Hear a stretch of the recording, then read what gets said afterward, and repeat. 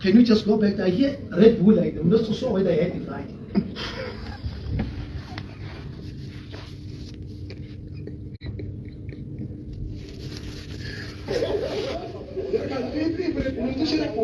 He's saying, where is Red Bull?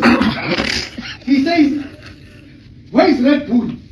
You are now not giving me Red Bull. So bring the Red Bull will give energy.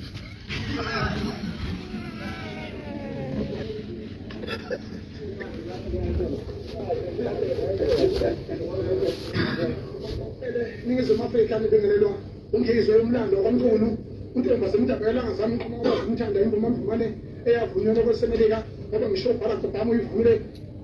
Now here the speaker is just informing the nation or the people who are listening that who is the person that greets them. He is Ngizwe Mkhulu.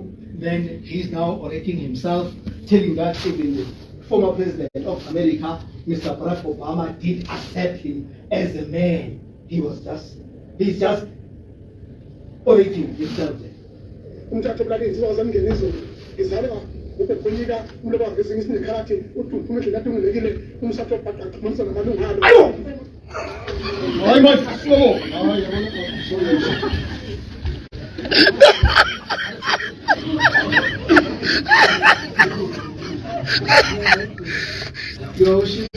Here, briefly, I'm not going to mention the words that he has said in English because here the man is just giving the clan names of his own family, mentioning his father who gave birth to him, and then saying all these clan names. So there is no English for that. So each and everyone who's listening to this video cannot interpret it, must just listen to it as is.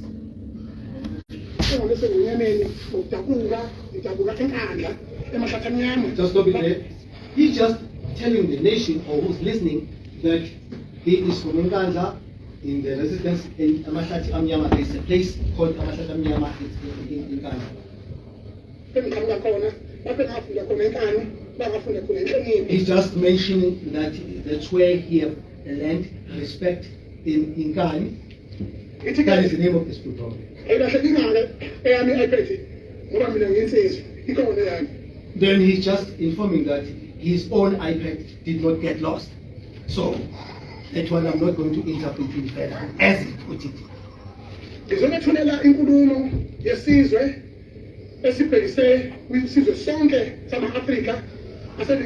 I'm here to address all the nation. This is directed to all South Africans.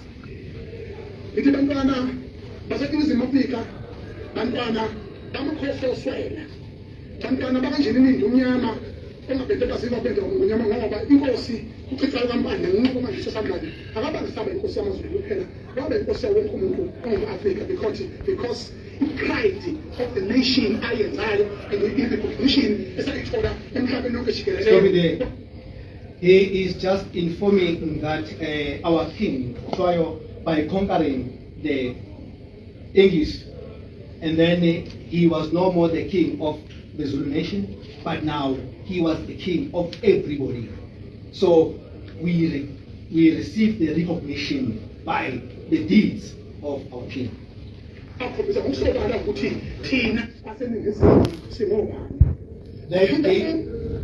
gave us to know ourselves as Africans.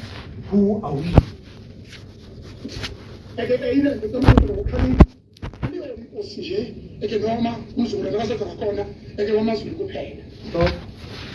here he is just informing the nation that King Shaka was not just the king, or being the grandchild, but he is the king. I said, stop. He was still saying something.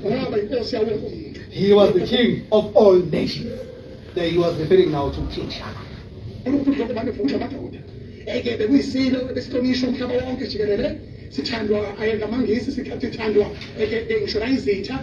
Here he is now referring to the late King Zulu. that he was not only the king, but he was the king that was loved by all the nations. Even the English people, they did love him. Sithandwa nazo zonke inhlanga Even the enemies. eNingizimu Afrika besikhuluma into eyenzeke. So he was the king that was loved by every nation in Africa because he was the king that he said things and those things happened. Ngakho-ke inkulumo ke yami Now, my speech that I yethula kini sizwe saseNingizimu Afrika. that I want to address you, Africans. Ngiyethula kini ngithi I'm saying to you, njengomuntu as a person saseNingizimu Afrika of South Africa, nginasikhundla sini emphakathini, as a person who does not have any position in the community, as just a simple citizen, ini kweqembu lezepolitiki alikho iqembu lepolitiki engingaphansi kwalo nor any position in any political party. There is no political party that I belong to. ngithule kini I say now to you, manje sekuyisikhathi. now is the time. Ayikho into ebuhlungu nje ukubona ubaba uNcamalala Msholozi There is nothing more painful rather than to see Father Ngabalala Usholozi ephatha ejele. Umthetho siyawuhlonipha We respect the law, kodwa sizongiwo. but we are not fools. Eyami ngiyethula ngolimi lwethu ngoba I address you in isiZulu because angifuni izwiwe abantu abaphila kuphela, ngifuna izwiwe nje namathongo. I don't want this to be heard only by the living people, but I want even the ancestors to hear it. Elizwe akhuluma ulimi lwase So the ancestors of this country, they speak the African language. olusiZulu nengancinebeleli nengilazi kancane futhi ngithi kini ma-Afrika sekuyisikhathi ayikhale. Now, the language that they speak, it is an African language, which is isiZulu. That is the language of my mother tongue. And I say now, let's happen. I can't. Ngishilo-ke ukuthi buhlungu ukuthi ubaba wethu As I've already mentioned, that it is painful that our father, hambile baya kwikhomishana kaZondo he went to the commissioner of Zondo Commission. uke wabeka ukunganeliseki kwakhe ngezinto ezithinta ubudlelwane anabo noshayisa uZondo wayesekhuluma ukuthi He went there and then he placed his consent and the relationship that he had with Judge Zondo. Then he decided that ucela he requested ukuthi ekasheyi uJudge Zondo ngoba uyenzelela. that Judge Zondo must recuse himself because he takes sides. uJudge Zondo wathatha isinqumo sokuthi lonke into ayishilo uNcamalala ayithathe njengamampunge, ayithathe njengento engekho, angafuni ukushenga, alandele umthetho ukuhlonipha ukuthi into enkulu kangaka abakhuluma ngayo. But Judge Zondo decided not to take anything that is being said by Usholozi. He took it for granted and he took it very light as not important and forget to follow the law. Izokuthiwa i-state capture iyona okufanele ngabe ihlonishwe kunazo zonke izinto ngoba ikhuluma ngokugwamanda kwamandla ombuso nokuthi kunokuvela kwesaba kulelizwe naseNingizimu Afrika ekubeni thina siyisizukulwane sendlala. Then he failed to resonate with the state capture as it is a very much important issue whereby they talk about the people who were doing things in a different way by capturing the state and those people who were just feeding their own stomachs, but yet the nation was hungry. Ingane ihleli ayifundi. Children are staying, they're not going to school. Unathi nje ubani Those who are at school, they are just studying for nothing. This one, airtime namadata. They was Facebook. Oh, then they are giving airtime and data so that they can now check the jokes on the Facebook. This way ngamaphasela ukudla. Then they are cheated by the giving food passes. Zinkubela zendlala sanqunda izandla nenyawo saphinduka sayizinto ekamkhono ezimlokhokho sithi mangabe sifuna ukukhuluma bese emva kwalokho uthola ukuthi umuntu uyaphakamisa Then we are people with nothing. We now tend to be slaves of hunger in our forefathers' place. And if a person wants to say something, then after that, if you want to speak, then someone will just now try to deceive you with something that will be saying now, how are you going to sleep without eating something? This is the summer being.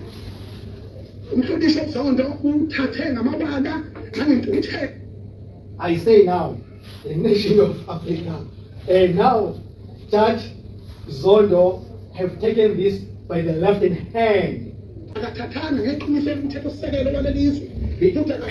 He did not follow the constitution of this country. He did not even follow now the statute to respect the state capture.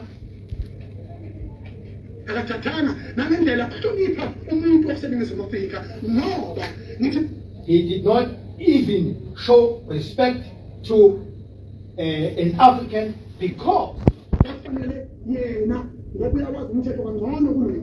Judge Zondo was supposed, because he knows the law better than Malala. 2 weeks, no more 1 week.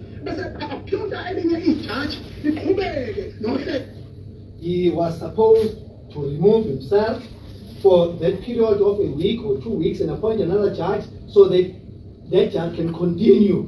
Then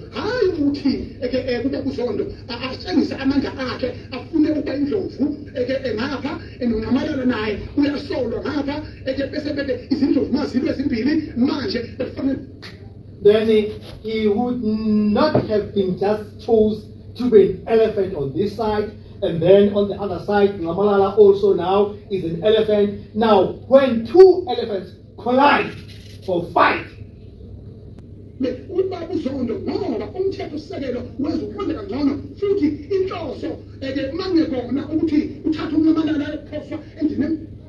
then because Judge Zondo understands better the constitution of this country, and if the intention was not just to take Malala and throw him in the den,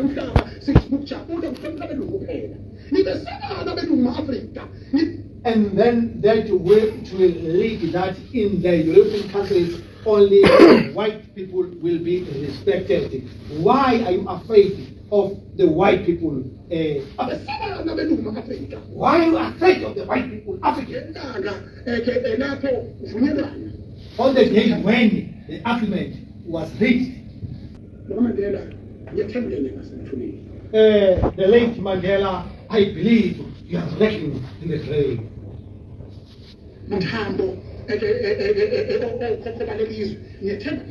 Oh, our Tambo, the forefathers of this nation, I hope you are moving in your grave.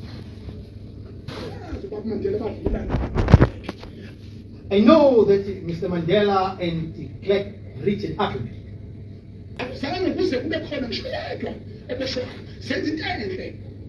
There was no one who was arrested. We did the right thing or the nice thing. The very powerful thing in Africa, he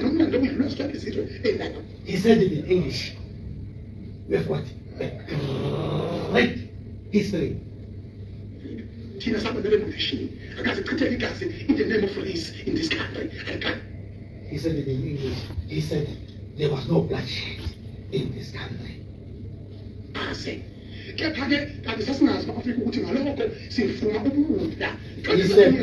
He said now, because of that we didn't know that we agreed to the stupidity